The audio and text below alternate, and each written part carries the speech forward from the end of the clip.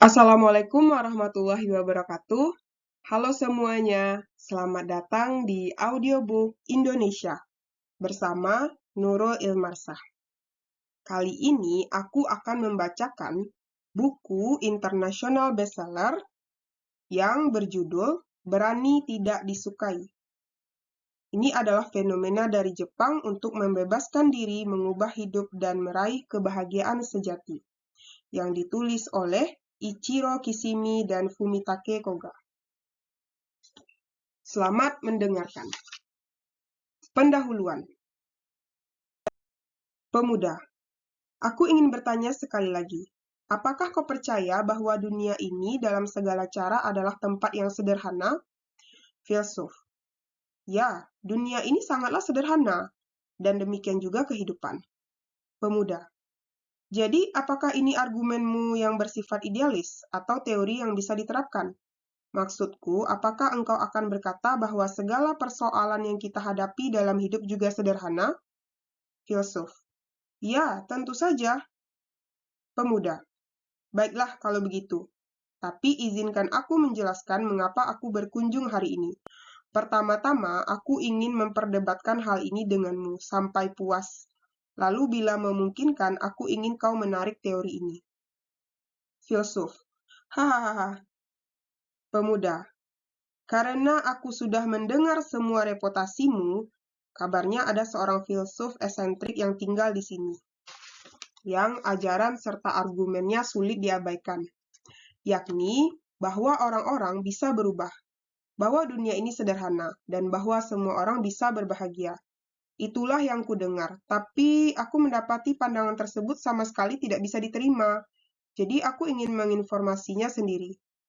Kalau aku mendapati apapun yang kau katakan benar-benar keliru, aku akan menunjukkannya lalu mengkoreksimu. Tapi apakah kau akan menjadi kesal karenanya? Filsuf. Tidak, aku akan menyambut kesempatan itu dengan gembira. Aku berharap bisa mendengar dari anak-anak muda sepertimu dan belajar sebanyak mungkin dari apa yang bisa kau beritahukan kepadaku. Pemuda. Terima kasih. Aku tidak bermaksud menolak pikiranmu mentah-mentah dari awal. Aku akan mempertimbangkan pandanganmu, lalu melihat berbagai kemungkinan yang muncul. Dunia ini sederhana, dan hidup ini juga sederhana. Kalau ada satu hal saja dari tesis ini yang mungkin mengandung kebenaran, itu adalah hidup dari sudut pandang seorang anak.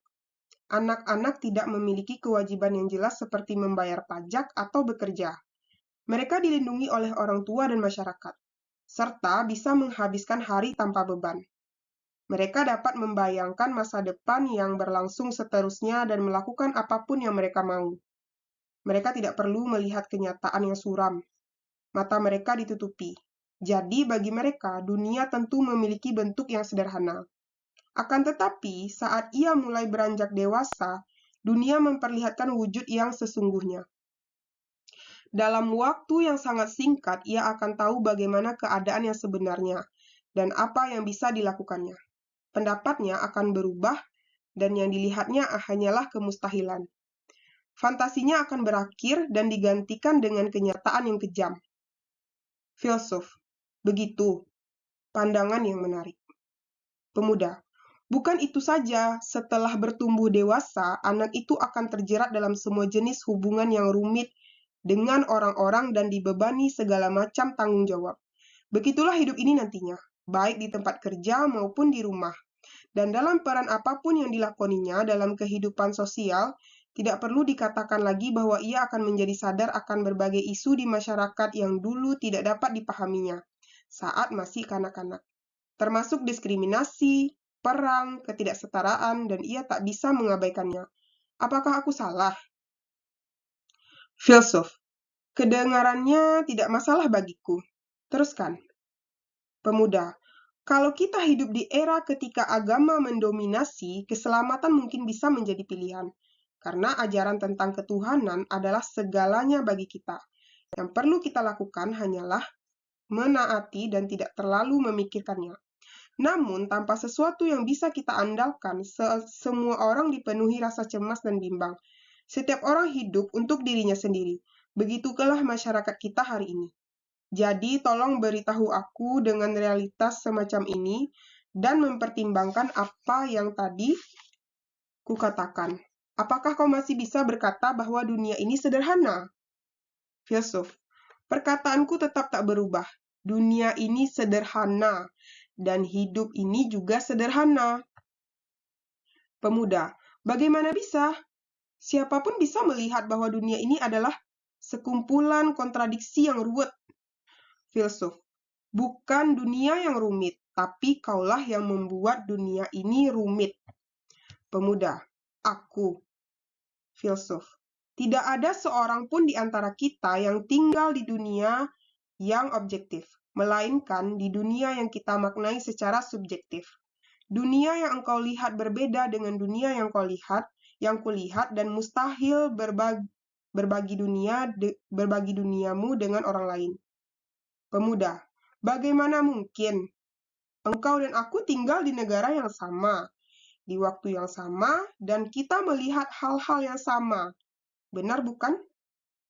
Filsuf, engkau terlihat cukup muda bagiku, tapi pernahkah kau meminum air sumur yang baru saja ditimba?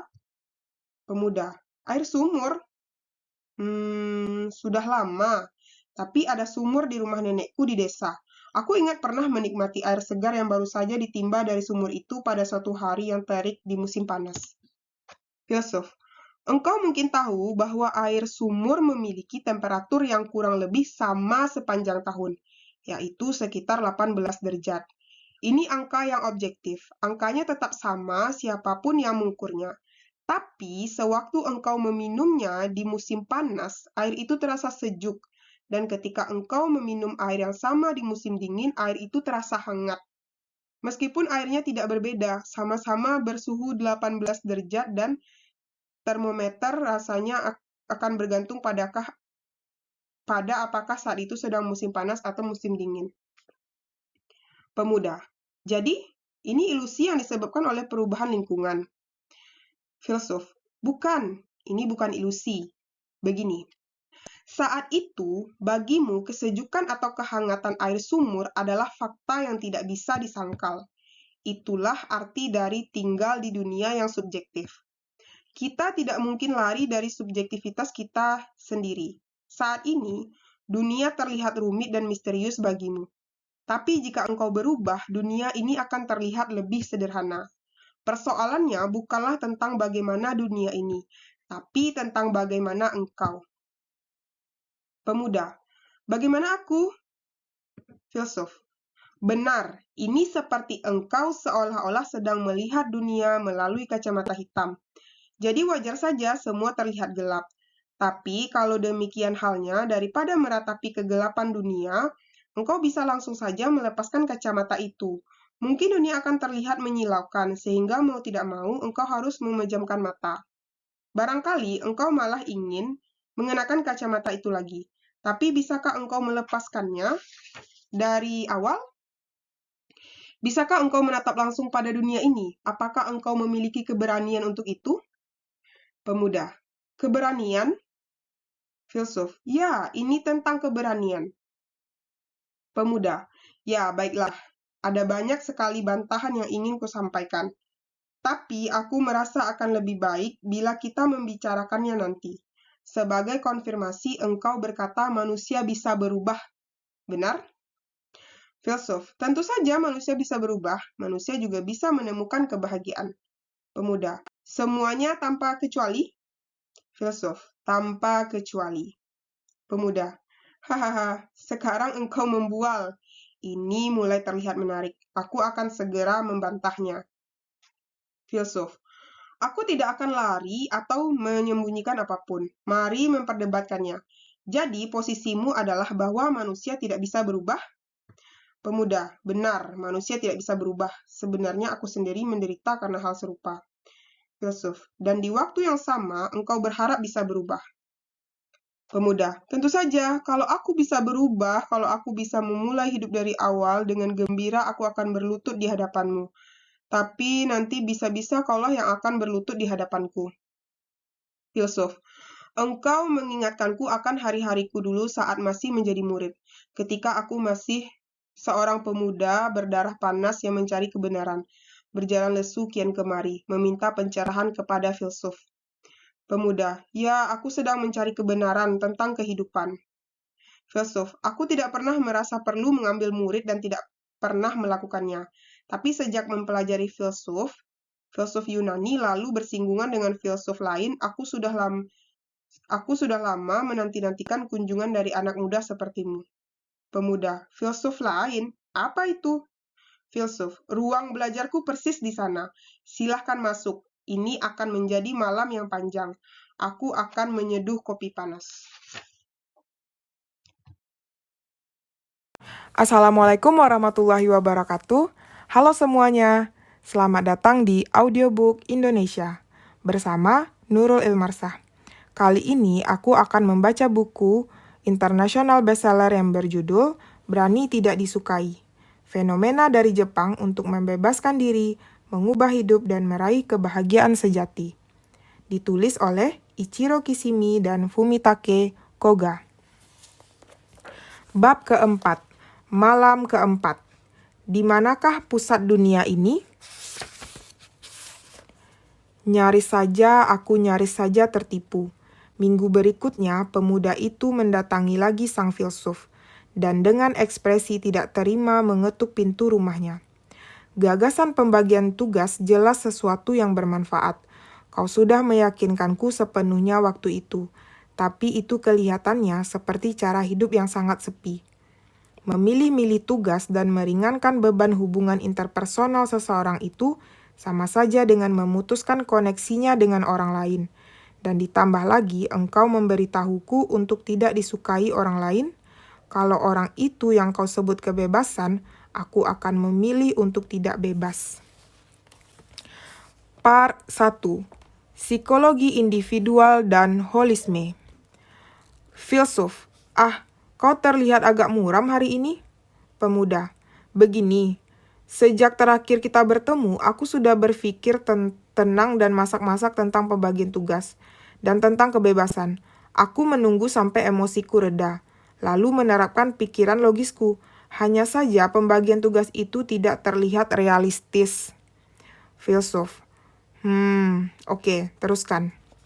Pemuda, memilah-milah tugas pada dasarnya adalah gagasan yang bermuara pada upaya mendefinisikan batas dan berkata, aku ya aku dan kamu ya kamu.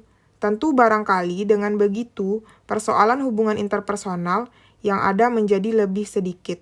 Tapi apakah engkau akan benar-benar mengatakan bahwa cara hidup seperti itu benar? Bagiku, ini kelihatannya hanya seperti individualisme yang terlalu berpusat pada diri sendiri dan keliru. Pada kunjunganku pertama, engkau memberitahu bahwa teori psikologi Adler secara formal disebut sebagai psikologi individual. Istilah itu sudah menggangguku selama beberapa lama, tapi aku akhirnya mengerti alasannya. Apa yang kau sebut teori psikologi Adler atau teori psikologi individual pada dasarnya adalah studi tentang individualisme yang mengarahkan orang-orang pada isolasi. Filsuf, benar kalau dikatakan bahwa istilah teori psikologi individual yang diciptakan oleh Adler mengandung aspek-aspek khusus yang bisa mengundang kesalahpahaman. Aku akan menjelaskan yang kumaksud sekarang. Pertama-tama, secara etimologis, kata individu memiliki arti tidak bisa dibagi. Pemuda, tidak bisa dibagi? Filsuf, ya, dengan kata lain, unit terkecil yang mungkin ada dan karenanya tidak bisa lagi dibagi-bagi lebih jauh. Sekarang apa persisnya yang tidak bisa dibagi ini? Adler menentang segala jenis sistem nilai dualistik yang memperlakukan pikiran sebagai sesuatu yang terpisah dari tubuh. Alasan sebagai sesuatu yang terpisah dari emosi atau pikiran sadar sebagai sesuatu yang terpisah dari pikiran bawah sadar. Pemuda, apa poinnya? Filsuf, contohnya, apakah kau ingat cerita tentang murid perempuan yang datang kepadaku untuk melakukan konseling karena takut wajahnya merona? Mengapa dia mengembangkan rasa takut merona? Dalam teori psikologi Adler, gejala fisik tidak dipandang terpisah dari pikiran psikis. Pikiran dan tubuh dipandang sebagai suatu kesatuan yang tidak bisa dipisahkan ke dalam bagian-bagian. Ketegangan di pikiran bisa membuat lengan dan kaki seseorang bergetar. atau menyebabkan pipinya merona, dan rasa takut bisa membuat wajahnya berubah pucat dan seterusnya. Pemuda: ya tentu ada bagian-bagian dari pikiran yang berhubungan dengan tubuh. Filsuf: hal sama berlaku untuk pikiran dan emosi, serta pikiran sadar dan pikiran bawah sadar. Orang yang biasanya berpikir jernih tidak berharap untuk dilanda emosi dan mulai berteriak pada seseorang. Kita tidak dilanda oleh emosi yang entah bagaimana hadir secara independen. Setiap diri kita adalah satu kesatuan yang utuh. Pemuda: tidak, itu tidak benar. Justru karena kita memiliki kemampuan untuk memiliki pikiran dan tubuh, alasan dan emosi dan pikiran sadar dan tidak sadar sebagai sesuatu yang jelas terpisah dari satu sama lain, itulah kita bisa memperoleh pemahaman yang benar tentang orang. Bukankah itu wajar? Filsuf: tentu saja benar bahwa pikiran dan tubuh adalah dua hal yang berbeda, bahwa alasan dan emosi berbeda, dan bahwa pikiran sadar dan pikiran bawah sadar sama-sama ada. Meskipun demikian, ketika seseorang meledak marah dan berteriak pada orang lain, diriku seutuhnya, itulah yang memilih untuk berteriak.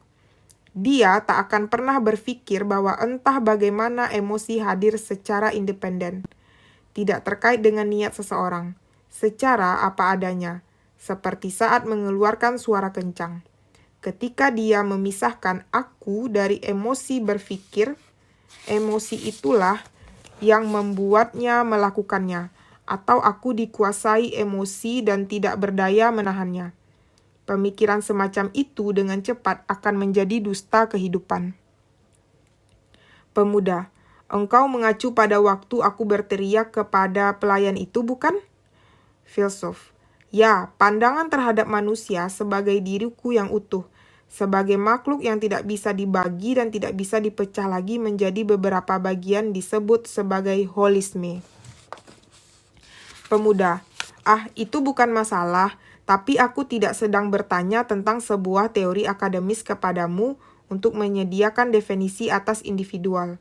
Begini, kalau kau mengarahkan teori psikologi Adler pada kesimpulan yang logis, teori ini pada dasarnya berkata, aku ya aku, kamu ya kamu, dan mengarahkan orang pada pengisolasian diri. Teori ini menyatakan aku tidak akan mencampuri urusanmu, jadi jangan campuri urusanku juga. Dan kita berdua dapat melanjutkan hidup sesuka kita. Tolong beritahukan padaku tanpa berbelit-belit bagaimana pengertianmu tentang poin tersebut. Filsuf: baiklah, semua persoalan adalah tentang hubungan interpersonal. Engkau mengerti prinsip dasar teori psikologi Adler ini, benar? Pemuda: ya, aku mengerti. Gagasan tentang non-interferensi dalam hubungan interpersonal, yaitu pembagian tugas, barangkali mengemuka sebagai cara untuk memecahkan persoalan-persoalan tersebut.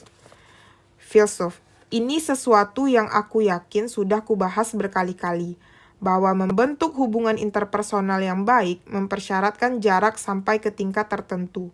Sedangkan orang-orang yang terlalu dekat malah berakhir tidak bisa berbicara kepada satu sama lain. Tapi jarak yang terlalu jauh juga tidak bagus.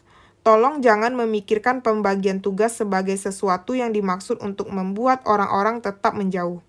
Sebaliknya, lihatlah ini sebagai cara pikir yang bisa mengurai benang kusut dalam hubungan interpersonal seseorang. Pemuda: untuk mengurai benang kusut? Filsuf: tepat. Sekarang benangmu dan benang orang lain terjerat dalam kekusutan dan membingungkan, dan engkau sedang melihat dunia ini dalam kondisi tersebut. Merah, biru, coklat, dan hijau. Semua warna itu bercampur jadi satu. Engkau menganggapnya sebagai koneksi, tapi itu bukan koneksi. Pemuda: jadi kalau begitu, menurutmu apa koneksi itu? Filsuf: sebelumnya, aku bicara tentang pembagian tugas sebagai resep untuk memecahkan persoalan hubungan interpersonal. Tapi hubungan interpersonal bukanlah sesuatu yang terputus hanya karena seseorang telah membagi-bagi tugasnya. Pembagian tugas sebenarnya adalah titik awal bagi suatu hubungan interpersonal. Hari ini kita akan mendiskusikan lebih dalam untuk bisa menjawab bagaimana teori psikologi Adler memandang hubungan interpersonal secara keseluruhan. dan mempertimbangkan jenis hubungan yang seharusnya kita bentuk dengan orang lain.